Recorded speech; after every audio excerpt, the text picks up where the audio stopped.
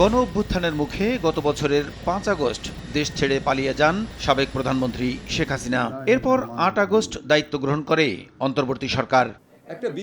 সাবেক প্রধানমন্ত্রীর পালিয়ে যাওয়া এবং অন্তর্বর্তী সরকারের ১ বছর পূর্ণ হতে আর মাত্র কয়েকদিন বাকি। এ অবস্থায় আইনি সংস্কার, প্রাতিষ্ঠানিক সংস্কার ও ডিজিটালাইজেশন, হয়রানিমূলক মামলা প্রত্যাহার এবং দৈনন্দিন কাজের অগ্রগতি তুলে ধরতে বৃহস্পতিবার বিকেলে সচিবালয়ে নিজ দপ্তরে সংবাদ সম্মেলন করেন আইন উপদেষ্টা।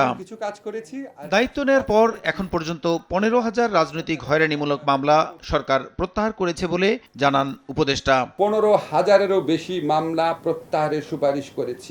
কিছুদিনের মধ্যেই আগামী নির্বাচনের সময় নিয়ে ঘোষণা আসবে জানিয়ে উপদেষ্টা বলেন, এবার জনগণের ভোটাধিকার প্রয়োগে সব ব্যবস্থা নেওয়া হয়েছে। নির্বাচনের সময় তো জাস্ট ওয়েট করেন, কিছুদিনের মধ্যে ঘোষণা শুনবেন। আমাদের নিয়ত আছে বাংলাদেশের ইতিহাসে বেস্ট ইলেকশন দেওয়ার, ভোট দিতে সবাই পারবে। এদিন সচিবালয়ের গণমাধ্যম কেন্দ্রে সাংবাদিকদের সঙ্গে মত বিনিময় করেন প্রধান উপদেষ্টার প্রেস সচিব। আগামী ৫-৬ দিন সরকারের জন্য গুরুত্বপূর্ণ সময় উল্লেখ করে তিনি বলেন, যা কিছুই হোক প্রধান উপদেষ্টার ঘোষিত সময়ের মধ্যেই জাতীয় নির্বাচন অনুষ্ঠিত হবে। আগামী ৫-৬টা দিন আমরা যেটা রাজনীতিক বন্দোবস্তর কথা বলি, সেটার জন্য খুবই ক্রুশিয়াল একটা টাইম। প্রোক্লেমেশন নিয়ে কাজ হচ্ছে, বাট একটা বিষয় আপনি নিশ্চিত থাকেন, ইলেকশন প্রফেসর যেই সময় বলেছেন তার থেকে একটা দিন দেরি হবে না। লন্ডনে বলেছি যে এটা ফেব্রুয়ারিতে হবে, তো আমরা সেই জায়গায় এখনো আছি।